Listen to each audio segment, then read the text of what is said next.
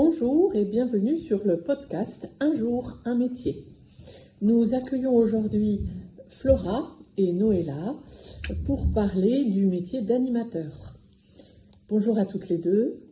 Bonjour. Et merci d'avoir répondu présent à notre invitation. Je vais pour commencer vous laisser vous présenter. Moi je m'appelle Noëlla, j'ai 38 ans et je suis dans l'animation depuis 2 ans. Avant j'étais dans le monde de l'éducation, j'étais enseignante français langue étrangère et anglais. J'ai enseigné en France mais aussi dans plusieurs pays, ce qui m'a amené à me familiariser avec plusieurs pédagogies. Et j'en parle parce que c'est quelque chose qui se ressent aussi dans mon travail et dans mon approche dans l'animation. Et pour me professionnaliser, je suis en train de passer mon BPJEPS ASEC avec Flora. Alors, moi c'est Flora, j'ai 18 ans. Et avant de passer du coup mon BPJEPS ASEC à famille rurale, j'étais animatrice pendant 1 an en accueil de loisirs. Et avant ça, j'ai fait un service civique de 6 mois en animation aussi.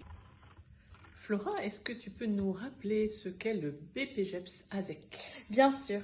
Le BPJEPS ASEC, donc, c'est le brevet professionnel de la jeunesse et de l'éducation populaire et du sport. Et ASEC, ça veut dire animation socio-éducative et culturelle. Merci Flora pour cette précision. Je voudrais vous demander maintenant quel sens donnez-vous au métier d'animateur aujourd'hui et pourquoi ? Bien sûr. Pour moi, le sens du métier d'animateur, ce serait le sens humain. Je sais pas si c'est très clair, du coup je vais étoffer. Parce que pour moi, je fais de l'animation pour le lien social et pour la dimension humaine. Je rejoins ce que Noëlla a dit. Pour moi, l'animation, c'est vraiment être là auprès de notre public, de pouvoir les aider à avancer, à s'émanciper. Enfin, moi, personnellement, je suis sur un public de jeunes, donc de 6-12 ans. Et donc, ce serait vraiment, moi, axé sur le côté émancipation, le côté apprentissage. N'empêche que c'est de l'apprentissage de l'hygiène, de la vie, parce que certains ne savent pas se laver les mains. Oui, et je te rejoins parce que moi, j'ai un public un peu différent. J'ai travaillé 2 ans avec un public jeune, donc principalement des 11-15 ans.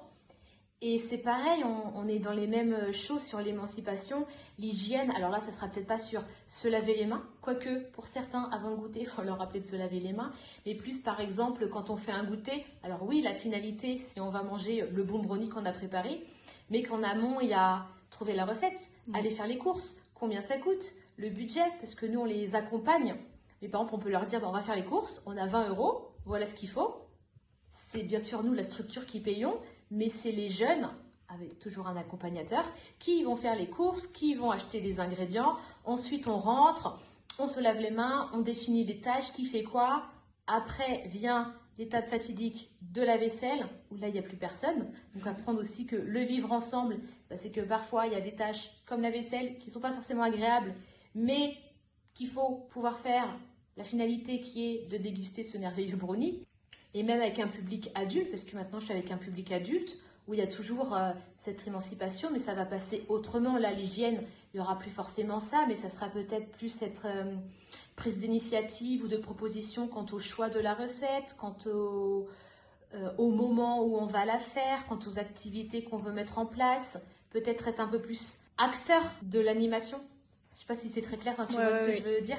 Par exemple, tu vois, quand tu disais se laver les mains, je pense qu'il y a des choses que tu peux mettre en place pour les valoriser, par exemple. Bien sûr. C'est aussi ça le but de l'animation, c'est de leur apprendre des choses, mais de les valoriser surtout parce qu'ils en ont besoin. En fait, à tous les âges, peu importe notre public, peu importe les spécificités de notre public, ils ont besoin d'être valorisés et ils ont besoin qu'on les encourage à faire les choses. Je suis tout à fait d'accord avec toi. Ça revient un peu à ce qu'on disait tout à l'heure avec l'émancipation, et puis je sais plus si on en a parlé ou pas, mais le côté édu-pop, l'éducation populaire, où quand on est dans l'animation, c'est un mot qu'on a forcément entendu, ou si je le vulgarise, le rend accessible à tout le monde, ce serait qu'on apprend tous les uns des autres, et que c'est pas l'animateur qui va vous apprendre à faire des choses, c'est l'animateur transmet des choses, mais le public transmet aussi des choses. Et moi, c'est pour ça que j'adore ce métier, c'est que peut-être que je transmets des choses et que j'enrichis les gens avec ces transmissions, mais que moi je ressors aussi enrichie, Ouais. mais parce que eux, ils m'apportent, et je pense que toi aussi tu vis la Bien même sûr. chose. Bien sûr, même avec des enfants, ils nous apprennent énormément de choses. De fait, parce qu'ils apprennent aussi de nouvelles choses que nous, on n'a pas apprises à l'école et que des fois, en rentrant, ils viennent, ils nous disent tout ce qu'ils ont appris et on apprend des nouvelles choses quand même avec des enfants. Alors, cette idée de que ce soit l'adulte qui inculque à l'enfant tout et n'importe quoi, enfin, c'est vraiment faux parce que les enfants eux-mêmes peuvent nous apprendre beaucoup de choses comme un adulte, comme une personne âgée, une personne en situation de handicap. Tout le monde peut apporter des connaissances. Oui, en fait ça revient au... C'est pas le bon terme, dire slogan de l'éducation populaire qui est l'éducation pour tous, par tous et partout. En fait, il y a des animateurs pour tout le monde, il y a des publics, pour chaque public il y a un animateur. Et c'est ça qu'en fait, ce que je trouve génial, moi, c'est qu'on peut tous y trouver et y apporter quelque chose, peu importe le moyen qu'on met en place et les contenus qu'on va utiliser. Et alors justement, c'était ma question suivante. Par quel biais mettez-vous tout cela en place? Quels peuvent être les contenus de vos activités et de vos animations? Alors, tout d'abord, les jeunes, enfin tout notre public, ils ont des besoins auxquels on répond par ces activités, par toutes ces choses qu'on met en place. Pour exemple, moi, mes enfants ont beaucoup de mal avec le fait de manger des légumes, manger sain. Donc du coup, de ce besoin que j'ai pu repérer, donc du coup, j'ai créé tout un projet sur l'alimentation, sur comment bien s'alimenter, enfin toutes ces choses où on fait intervenir des diététiciennes. On observe un petit peu ce qu'il y a dans les boîtes, par exemple les boîtes de conserve, etc. Et on leur fait privilégier du coup une alimentation plus saine et équilibrée plutôt que de manger des repas déjà faits qui sont transformés. Ça, en fait, c'est super parce qu'on se rend compte que ce qu'on fait au travail, donc là, ce que tu fais avec l'équilibre alimentaire avec les enfants, c'est quelque chose qu'ils vont pouvoir poursuivre et continuer à la maison. Donc on le met en place dans une sphère, mais ils peuvent le mettre après en place dans leur sphère privée. Et c'est ça qui est hyper chouette aussi dans notre travail d'animateur et dans les contenus qu'on propose, c'est que nous, on est peut-être le point de départ, mais le but, c'est qu'après, ils s'en emparent et qu'ils le mettent dans toutes les sphères ou dans le plus de sphères possibles de leur vie. Et ça me fait penser un peu, si on veut changer un petit peu de public, quand j'étais en adolescence, alors c'était pas totalement un projet, mais en adolescence, ils ont beaucoup ce besoin de responsabilité et d'autonomie. Et nous, ils avaient une très grande envie, on fait des sorties qui sont financées. Et là, ils avaient une envie de sortie, d'aller à Papéa. Et fallait qu'on récolte, ça nous coûtait à peu près 800 € si on voulait amener 24 jeunes avec 2-3 animateurs. Et comme les jeunes, ça leur tenait vraiment à cœur, ils ont mis en place de l'autofinancement. C'est-à-dire qu'ils ont fait des crêpes, ils ont vendu des crêpes. On a participé à des événements de la ville où ils ont aussi mis en place des autofinancements. Ils sont allés vers des adultes pour leur présenter leur projet, enfin qui ils étaient, pourquoi ils étaient là, pourquoi ils voulaient récolter de l'argent. Et ça les a vraiment valorisés. Parce qu'au début, ils avaient un peu peur. Ils me disaient beaucoup, Noëlla, viens avec nous, qu'est-ce qu'on doit dire? Et puis après, ils n'avaient plus besoin de moi. Ils allaient voir les gens et de voir que les gens leur donnaient de l'argent pour leur projet. Et les adultes de voir... Ah, mais ce qui ressortait beaucoup, c'était ça fait plaisir de voir des adolescents qui s'investissent, qui s'expriment bien. Et là aussi, on s'est rendu compte qu'il y avait une image un peu aussi biaisée ou arrêter des jeunes ils font des bêtises ou ils n'écoutent pas. Montrer que la jeunesse, c'est pas que ça. Donc il y a aussi ça de changer la mentalité des gens ou de leur montrer un peu différentes facettes. Oui, quand on est jeune, on peut être belle, mais il n'y a pas que ça. Quand on est motivé et accompagné, ils peuvent s'élever. Peut-être un peu cliché ce que je vais dire, mais chaque soir, en fait, on se couche plus riche que ce qu'on s'est levé le matin. Et n'empêche qu'on a quand même cette vision de l'animation on fait de la peinture, on fait vraiment des activités qui sont des choses consommables. Mais nous, on a après... Derrière tout ça, un projet, on a des choses mises en place, c'est-à-dire qu'on peut croire que c'est de l'autofinancement, on a besoin d'argent pour aller à Papéa, mais en fait, par derrière, ça apprend aux jeunes à aller voir du monde, à parler, à faire à manger aussi, parce que certains ne savent pas du tout faire à manger, ne savent pas utiliser la cuisine. C'est vraiment, il y a beaucoup d'objectifs derrière qui sont mis en place pour qu'ils puissent grandir et devenir... plus autonome. Plus autonome, ouais, exactement, plus autonome. Donc c'est aussi ce côté où dans les contenus ou dans l'animation, parfois accepter que ce qui est visible pour le grand public, c'est peut-être que la partie la plus fun et que ce qu'on dit souvent, la partie immergée de l'iceberg, ce qu'on voit pas, dans l'animation, on l'oublie.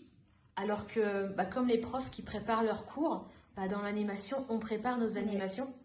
Et ça, je trouve que c'est un petit peu ce qui manque. On a l'impression que, il n'y a rien à préparer. Ils vont faire un foot, ils vont faire une sortie. Même si c'est faire un foot ou une sortie, ça se prépare, il faut se renseigner, il y a les prix. Donc, c'est aussi passer outre et de montrer que c'est un métier. Là, le BP qu'on fait, il dure 13 mois. On a des dossiers à rendre, on est évalué. Donc, il y a un minimum d'attente de notre part. N'empêche qu'il y a quand même un énorme travail en amont où, c'est ce que tu disais, il faut se renseigner pour les prix, il faut préparer. C'est vraiment un grand travail qui nous dure parfois, pour une sortie, qui peut nous durer des semaines, voire des mois. C'est très très long à mettre en place. Et c'est ce qui n'est pas du tout reconnu, même sûrement, c'est pas vu peut-être pour les familles, pour les personnes qui voient l'animation de loin. Ils se disent que c'est super simple et qu'ils peuvent le faire. Mais honnêtement, c'est pas si simple que ça. On a beaucoup de responsabilités. Et c'est vraiment un travail qui est plein de responsabilités. Comme tu le disais, on a 24 vies. C'est dit comme ça, c'est choquant un peu, mais c'est vrai. Tout peut se passer et c'est vraiment une grosse charge de travail qu'on a. Oui, et en fait, il y a un mot que tu utilises que je trouve intéressant de souligner, c'est responsabilité. Parce que oui, on utilise le ludique, et oui, c'est cool. Et oui, nous aussi, on aime, on ne ferait pas ce métier si on n'aimait pas aussi s'amuser. Je pense qu'on veut aussi rester connecté avec notre âme d'enfant, peu importe le public avec lequel on est. Mais pour autant, c'est pas ce qui enlève le côté responsabilité. Mais bon, après, on pourrait parler 5 heures de tout. Mais bien sûr. Maintenant, quel conseil donneriez-vous à quelqu'un qui souhaite devenir animateur professionnel? Oser. Franchement, il y a énormément de publics, énormément de structures. C'est très très varié l'animation et il faut aussi être curieux, aller voir partout. C'est vraiment un métier où on tente des choses et en fait c'est juste essayer quoi. Je vois pas trop ce que je peux rajouter à ça, mais je vais essayer. Effectivement, c'est oser aussi. Soyez curieux, allez tester, essayez. Même si parfois il y a un public, vous dites, oh, ça m'intéresse pas. Peut-être, mais allez quand même essayer. Peut-être que ça va confirmer que c'est pas le public qui vous le veut maintenant. Peut-être que vous allez vous découvrir, dire, mais je pensais pas que c'était comme ça. Et de tester un petit peu tout, que ce soit de la petite enfance, de l'enfance, de la jeunesse, senior, public en situation de handicap, adulte, différentes structures, comme disait Flora. Parce que là, on parle beaucoup animation, donc tout de suite, on a ce côté accueil de loisirs au périscolaire. Mais sachez qu'on peut aussi faire de l'animation en EHPAD, en milieu carcéral, dans des foyers. L'animation, on peut vraiment la faire partout. Si on va loin, Aurélie, animatrice radio.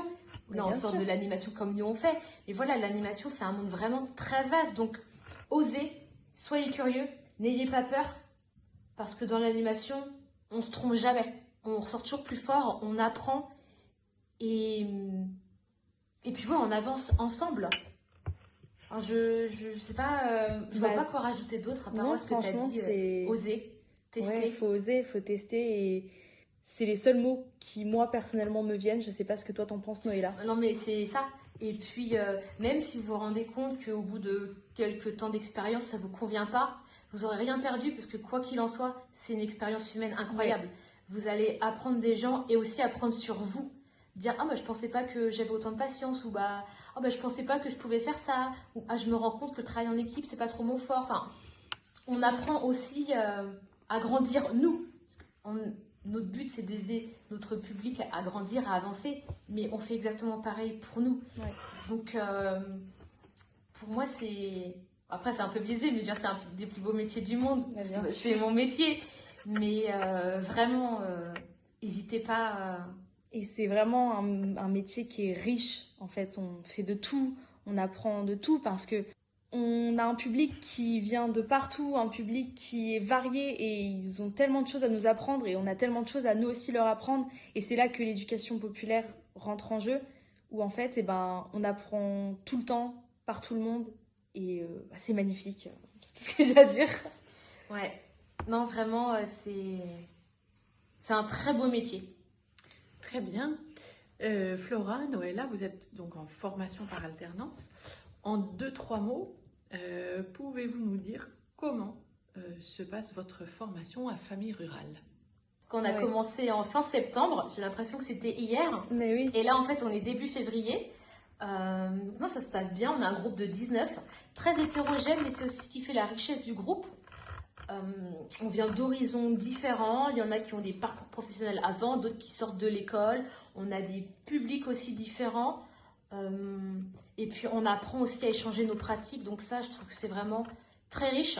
Et encore une fois, même en formation, c'est une expérience humaine incroyable.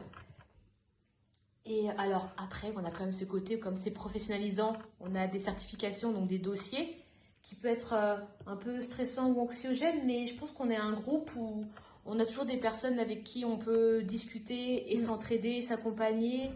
Et puis ça aussi confirme notre choix qu'on est au bon endroit, quoi. Oui. Je suis là pour 13 mois, c'est intense, et je sais ce que je veux faire. Et je pense que ça donne encore plus de valeur et d'impact dans ce qu'on va faire demain dans notre métier d'animateur. Parce que on a quand même donné 13 mois de notre vie. Ouais. 13 mois, c'est pas grand-chose. Mais en même temps, quand c'est à fond, comme ça, c'est pas rien. Et se dire, voilà, je sais pourquoi j'ai fait ça. Je sais pourquoi je suis là. Et j'y vais. Et j'ose. Quand on revient à ce que disait Flora, voilà, j'ose, je teste, j'y vais. Et puis, je continue. Et puis, je vois où ça me mène. Et puis, pour le coup, on est entouré d'une très très bonne équipe. Les formateurs, ils sont super, ils nous aident, ils sont très, très rassurants et toujours disponibles pour pouvoir nous aider. Voilà. Très bien. Flora, Noëlla, merci beaucoup. Merci pour votre écoute et on se donne rendez-vous pour un nouvel épisode de Un jour, un métier.